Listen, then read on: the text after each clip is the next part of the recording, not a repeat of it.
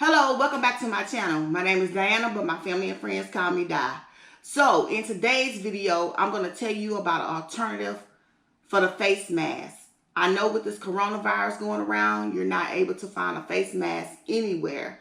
So with this face mask, you don't have to worry about sewing, gluing, stapling, or anything. It's real simple. If you have $8, you can protect you and your family. Stay tuned.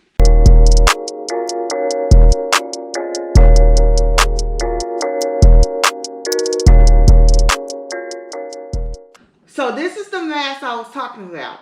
So this mask has designs. So it has a puppy butt here and a puppy face here.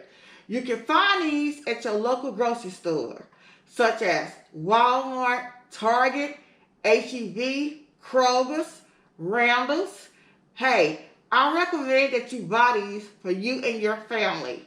So you would not have to worry about if anyone was to cough and sneeze. You don't have to worry about the droplets making contact with your face. I want to thank you for watching my videos. Hold up, I forgot to show y'all the package that I purchased. Ariane, bring me y'all mask. Okay, so here's the mask that I purchased. Right here, they are training pants, size 4T, 5T.